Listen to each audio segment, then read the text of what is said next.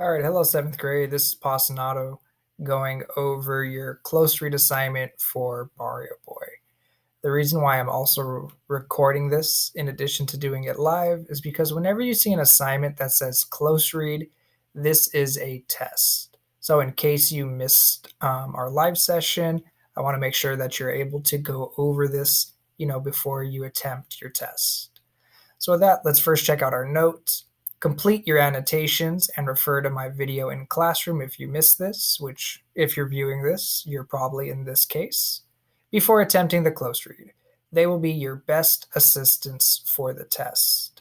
So today we're going to focus on 4 different annotations, which you can see right here. They're labeled as skill focus. And then underneath you see your actual reading. What I'm going to do, I'm going to scroll back up to the top and I'm going to click on split screen.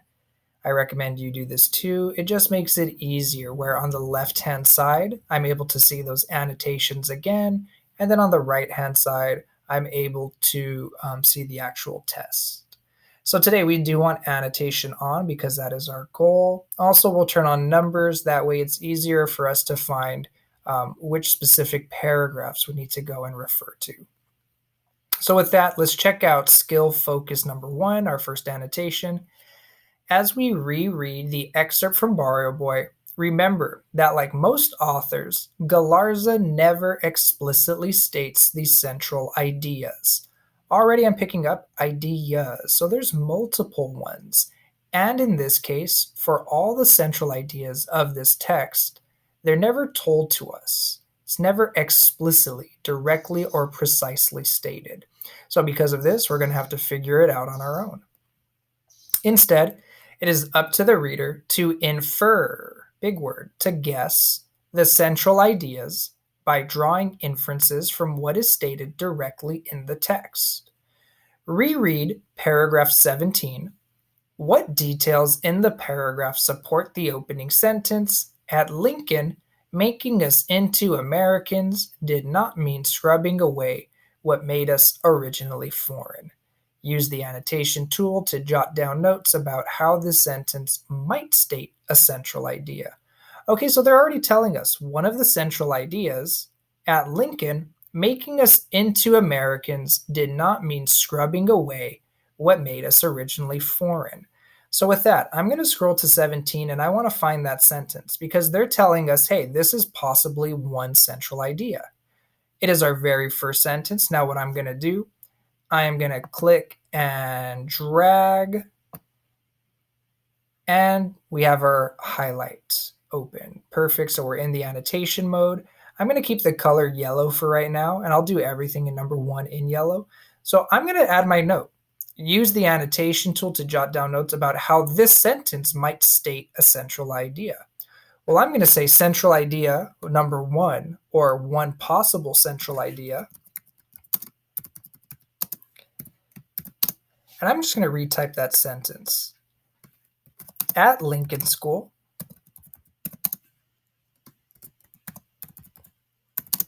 becoming American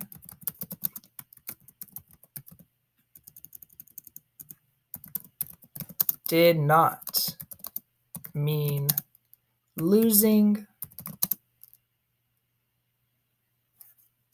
our foreign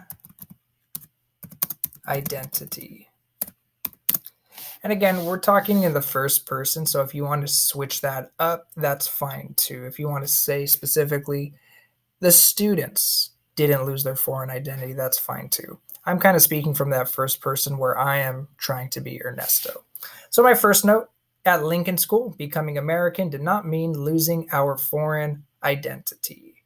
And I'm just going to say create note. And now, notice my annotation has been created. Mine's going to say it's not saved because I'm working on the preview mode. Yours should save automatically. So I've got my annotation. It's yellow. It's highlighted. If I hover over it, hopefully my note comes up. If not, I might have to click on it. And yes, I've got to click on it and then I see my note. Okay, so now I've got to prove this. I got to prove the fact that going to this school, yes, on one hand, we became American. And on the other hand, or you could say in conjunction, even though we became American, We didn't lose our cultural identities. So let me keep on reading. The teachers called us as our parents did, or as close as they could pronounce our names in Spanish or Japanese. Well, that's a big one. So even though I'm at this school where they speak English, they still try to pronounce our names as closely in Spanish or in Japanese. So they don't change the way the name is pronounced. For instance, I know in Spanish my character's name is Ernesto. The teachers call him Ernesto. They don't call him Ernie. They keep with that Spanish pronunciation. So that's a great piece of evidence. So it doesn't get confusing. I'm actually going to put it in blue. That way it just stands out a little bit different. And hold on, let me click back from the. Let me see if I can just drag this down. Perfect. And now I want to change it to blue. That way it just stands out a little bit different than that main idea. I'm going to call this support for central idea 1. And my idea again, the staff pronounced the students' names just as if they were the foreign pronunciation. Typo on my part, let me correct it. So the staff pronounced the students' names just as if they were the foreign pronunciation. They didn't give it like that English tone to it. Create note, and boom, there we go. No one was ever scolded or punished for speaking in his native tongue on the playground. So even at that, you could speak your native language. It was encouraged. I'm going to continue that. That's another solid piece of evidence where we're not losing our foreign identity. This one I'll keep it blue because it is support. So I'll say again, support for central idea 1. And I'm going to say students were not punished for speaking in their native language. So it was not a punishment. Perfect. I'm going to go create note again. Matti told the class about his mother's down quilt, which she made in Italy with the fine feathers of 1,000 geese.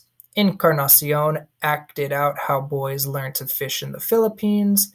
I astounded the 3rd grade with the story of my travels on a stagecoach, which nobody else in the class had seen except in the museum at Sutter's Fort. After a visit to the Crocker Art Gallery and its collection of heroic paintings of the Golden Age of California, someone showed a silk scroll with a Chinese painting. Miss Hopley herself had a way of expressing wonder over these matters before a class, her eyes wide open until they popped slightly. It was easy for me to feel that becoming a proud American, as she said we should, did not mean feeling ashamed of being a Mexican. What I'm going to do, I'm going to take this one and I'm going to continue this, not so much as support, but I'm going to put this also as central idea number 1. Because realize we're saying the same thing in both sentences. How we begin is how we close. So I'm going to say again, central idea 1. And in my own words, I'm going to say becoming American for students at Lincoln School did not mean losing their cultural identity. So now in this case, I'm kind of talking from that 3rd person while I'm an observer. Now check this out. So we get all of these examples in here, a lot of evidence, a lot of detail about different students with different nationalities sharing their culture. You can go and mark this and use these as pieces of evidence. That'd be great. But I really want you to notice, checking out the first and last sentence of each paragraph, like we talked about in the skill lesson, could lead us to identifying a central idea. For example, the first sentence here, making us into Americans did not mean scrubbing away what made us originally foreign. Here we have all of these different supporting details to show how they were encouraged to keep their identity. And now at the end, this idea is repeated. It was easy for me to feel that becoming a proud American did not mean feeling ashamed of being a Mexican. So when I look at the first and last sentence, they are very similar. Hey, that must be the central idea. In the middle, we have a lot of support, and I've picked two pieces of support. Could you do these kids here and their experiences? Yes, of course. But this looks good. Let's check out two. An author's word choice can impact a reader's understanding of a passage. How effective is the author's choice of the word sword to describe Miss Hopley in paragraph 8? So right now I'm going to scroll to 8. I've been directed, hey, where should we start reading? And I'm really focused on this word sword. Now, why is the word sword an important choice? What does it tell us about Miss Hopley? And again, use the annotation tool, record what the word connotes about the principal. Okay, so sword is supposed to make me feel something about her. What am I going to feel when she's described as soaring? How does the author's deliberate use of this word and other words in the paragraph help readers to see Miss Hopley through the eyes of a small boy? Okay, so very interesting. I've got to imagine that I'm Ernesto. I'm a first grader, so I'm about 6 years old. I'm 6. I'm an immigrant. I don't speak the language. How am I going to feel in front of the principal? Then Miss Hopley did a formidable thing. Formidable means strong, intimidating. She stood up. Had she been standing when we entered, she would have seemed tall. But rising from her chair, she soared. Hey, that's my big word. Rising from her chair, she soared. Let me see if I can add the color. There we go. I'm going to use a new one, so instead of yellow. Actually, you know what? I'll keep with yellow because that'll be my main one. So I'm supposed to pretend I'm a small boy. As a small boy, if someone soars,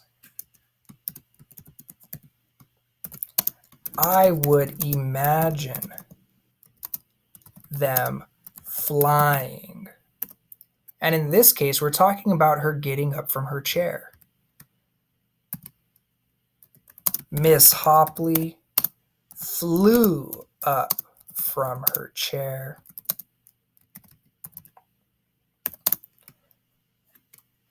This image of flying, I'm going to say she looks strong. She just doesn't get up. She just doesn't stand up. Instead, she is soaring. She's kind of like larger than life. She seems larger than life. And I'll put that in quotations because that's really a phrase. I'm kind of noticing that my annotations, they're getting a little away from each other. I was trying to separate different ideas. Let me combine them as one. That way we can just see it nice and clear. There we go. So as a small boy, if someone soars, I would imagine them flying. Miss Hopley, in this case, flew up from her chair. This makes her seem, or she seemed larger than life. Yeah, if a character's soaring, definitely more than just human. So I'm going to create that note, and now we've got it in yellow. Let's see if there's any other instances if she seems larger than life. What she carried up and up with her was a buxom superstructure, so she looked strong, firm shoulders, a straight, sharp nose, full cheeks slightly molded by a curved line along the nostril. Thin lips that moved like steel springs. Oh, look, we have another one right here. Another instance of a simile. Thin lips that moved like steel springs. This one I'm going to use as blue. And I'm going to say, hey, here's another example of Miss Hopley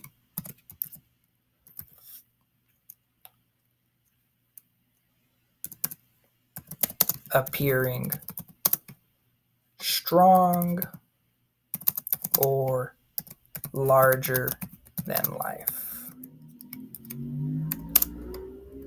She has lips that move like steel springs. Steel, when I think of steel, I think it's strong. Steel is strong. So what she says must be strong.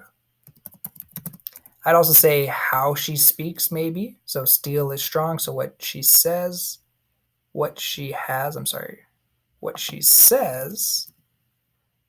I'm going to say even so what or how.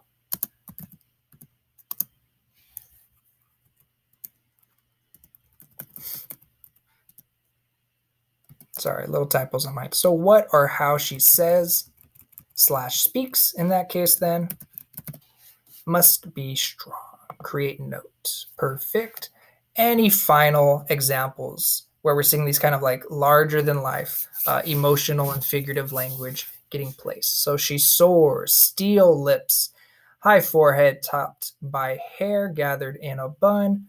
Miss Hopley was not a giant in body, but when she mobilized, when she moved it to a standing position, she seemed a match for giants. Whoa, that's another big one. She seems a match for a giant. So if she can take on a giant, obviously she's a tough lady. Another example of Miss Hopley.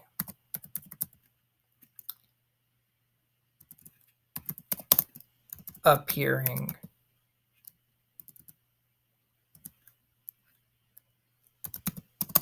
strong is when she is described as being able to take on giants.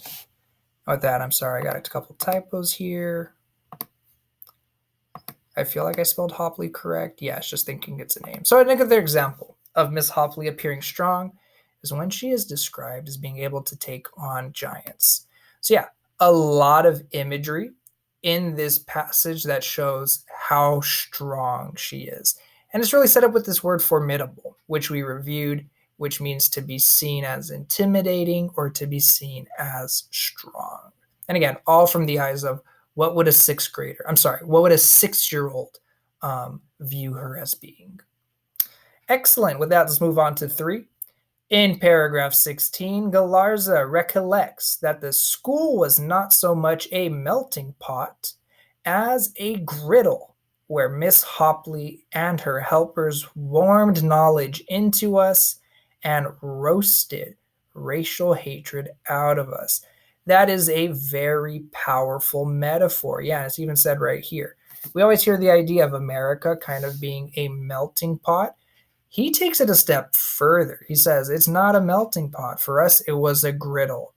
You think of a griddle, something like you would use to cook a grilled cheese sandwich. You'd put it on the stove. It gets hot. And in this case, they're warming knowledge into us. That sounds nice. And then they're roasting, burning racial hatred out of us. Whoa, so that's very powerful. On one hand, this griddle, warming knowledge into us. And then on the other hand, burning hate out of us. So that's in paragraph 16. Let's go down to 16 and let's find this metaphor. Miss Hopley and her teachers never let us forget why we were at Lincoln School. For those who were alien, to become good Americans.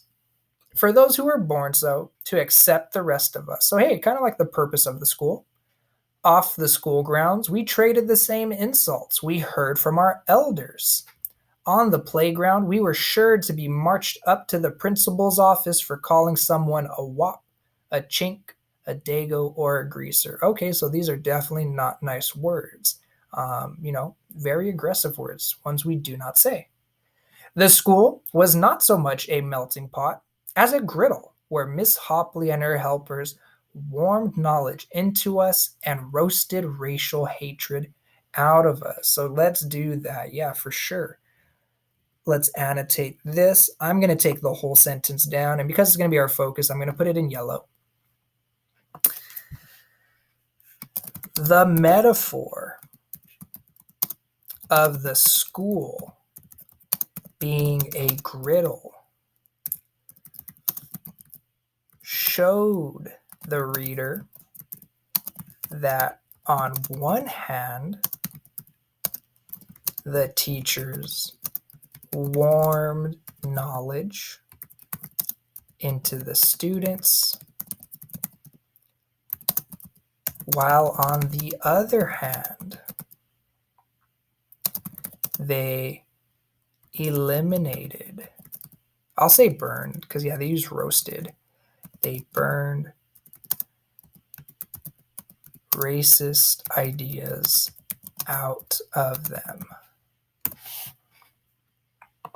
So that's an explanation for that metaphor. If I click on it again, I can see the metaphor of the school being a griddle showed the reader that on one hand, the teachers warmed knowledge into the students, a nice idea, while on the other hand, they burned racist ideas out.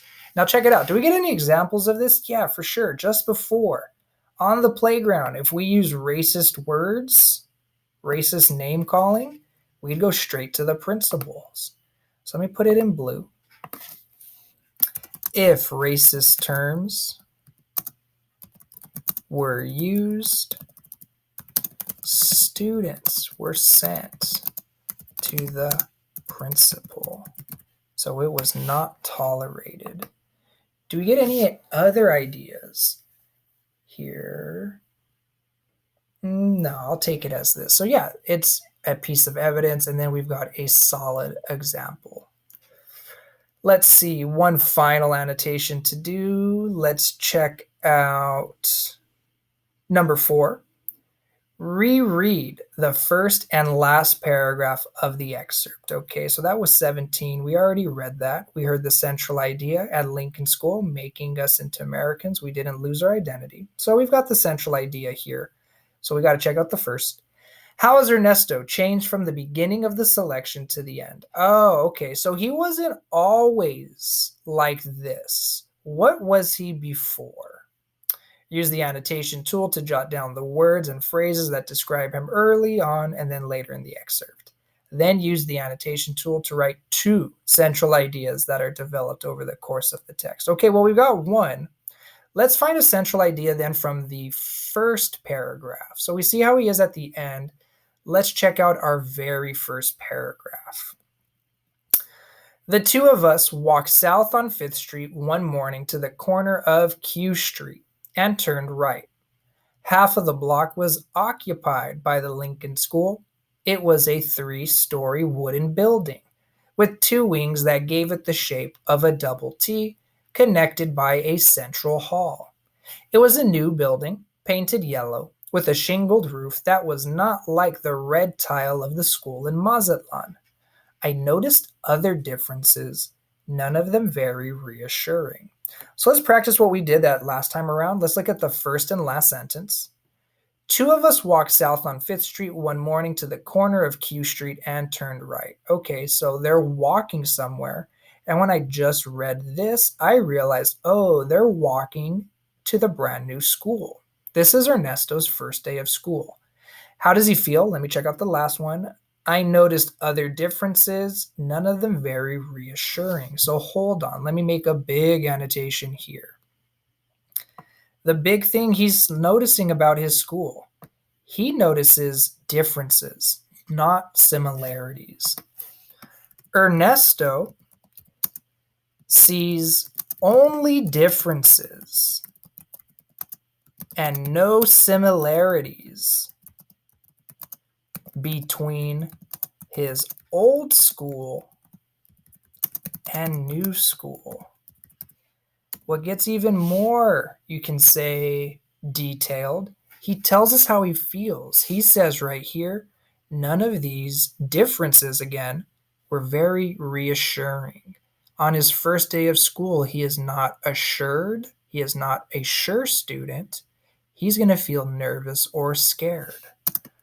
Ernesto tells us that he felt nervous.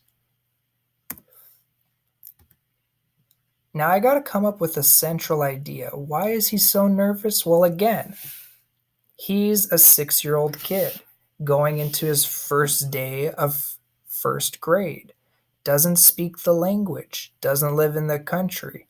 Definitely a reason for him to feel nervous. I could say a central idea.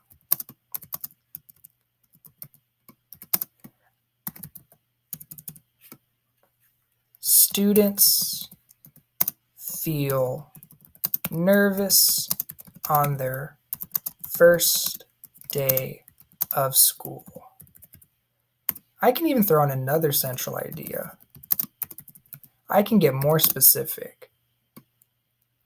Immigrants, because that's what Ernesto is, might feel scared being in a new place. So really, I'm taking two different central ideas here, really dependent on what you want to focus on. The idea of Ernesto being a student or the idea of him being an immigrant. So I'm going to create that note in yellow. Just for evidence wise, let me go over it. And I know we've done this many times. We've looked at this like constantly in the think cues and the skill cues. Right here, yeah, you see the comparison of his old school to Lincoln School and really the differences in the roofs. So just for the sake of doing it, one last time, the two schools look different. Ernesto notices the different roofs. Since the buildings look different, he becomes nervous. And again, we've talked about this one many times. So saving that right there. Is there anything left? So reread the first and last paragraph of the excerpt, and we got to talk about how has Ernesto changed from beginning to end. So in the beginning, he was definitely nervous. We saw that very first paragraph, he's nervous. First day of school, doesn't know what's going on. Now by the end of 17, and we know because we've read this, some time has gone by, at the end, it was easy. Oh, it's okay, so maybe it's not as hard anymore. For me to feel that becoming a proud American, as she said we should, did not mean feeling ashamed of being a Mexican. So at first he thought, man, I was going to lose my culture. I don't understand. But really, this school taught us how to live in harmony, how to, one, become American, while also keeping that foreign identity. Oh, and that sounds like that was our other central idea. I called this central idea 1. So let me just, for argument's sake, let's go back and just call this central idea 2. That's great about this. So central idea 2. Hopefully it doesn't erase it. Central idea. Did it click? I think when it's made, it's made. So you just got to note this would be our other central idea. Sorry about that. But, oh wait, maybe the edit button here. Yes, there we go. Okay, so there's an edit button that you got to click on. Doesn't let me show where I want to go. Central idea 2. I'll also call this one central idea 2 because again, it was just based on which adjective you want to focus on. The adjective to him as being a student or as being an immigrant. Save our notes.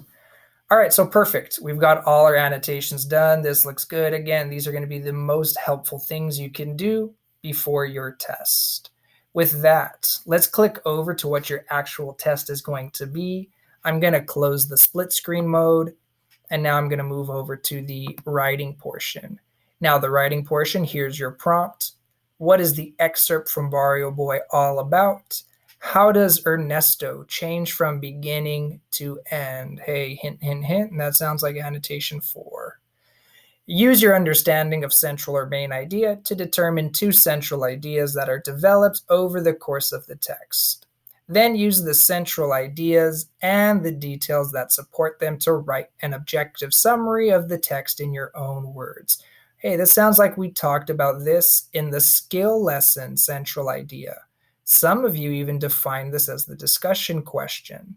So, with that in mind, maybe it would also help if I need a review, I'd go back and I'd check out those slides. In the end, make sure to use the race format in your writing. Your response should be concise and around 6 to 8 sentences. So clear. Use race, keep it to 6 to 8 sentences. A little final tip of help, what you could do, click split screen. And what's going to be nice, you can now see the annotations you made as you're typing out your actual response here. When done, click submit. If you have any questions, feel free to email me, or if we're in class, just ask me live. With that, everyone, good luck. I'm going to close down this screen recording. And again, can't say it enough. Good luck, guys.